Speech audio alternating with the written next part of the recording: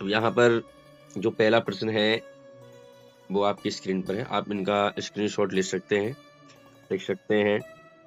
अब यहाँ पर देखिए क्वेश्चन नंबर 1 कि निम्नलिखित में से कौन सी एक विशेषता संघवाद की प्रमुख विशेषताओं में शामिल नहीं है।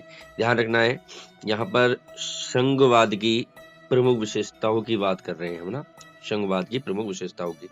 अब आपके सामने कुछ ऑप्शंस हैं।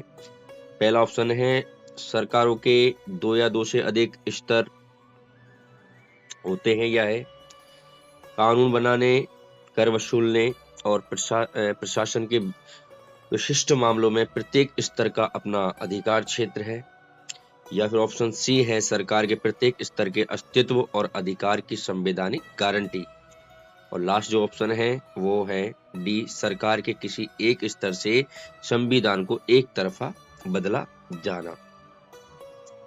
अब यहाँ पर ऑप्शन देके आप बताएं कि इसमें उत्तर कौन सा सही हो सकता है। अब इस जो प्रश्न का उत्तर है हम उसकी चर्चा यहाँ कर रहे हैं, इसका जो उत्तर है वो रहेगा सरकार के किसी एक स्तर से, सरकार का कोई भी स्तर हो एक, उस एक स्तर से संविधान को एक तरफा बदला जाना, ये क्या है, ये है जो वाक्य है वो क्या है, गलत है। ये ऑप्शन क्या है, गलत है। क्योंकि यहाँ पर ध्यान रखना है विशेषताओं में शामिल नहीं है, ये विशेषताओं में शामिल है। सरकार के 2 या 2 से अधिक स्तर होते हैं, बिल्कुल होते हैं। कानून बनाने, बिल्कुल वो कानून बनाती है। कर वसूलने और प्रशासन के विशिष्ट मामलों में प्रत्येक स्तर का अपना अधिकार क्षेत्र है, बिल्कुल है। और सरकार के प्रत्येक स्तर के अस्तित्व और अधिकार की संवैधानिक गारंटी, ये बिल्कुल क्या है।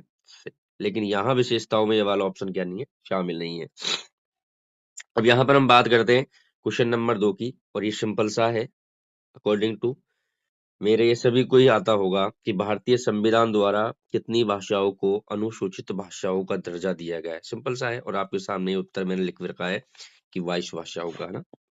अभी आपसे ऑप्शन में पूछ सकता है, और डायरेक्ट प्रतिलग्नात्मक जो प्रश्न है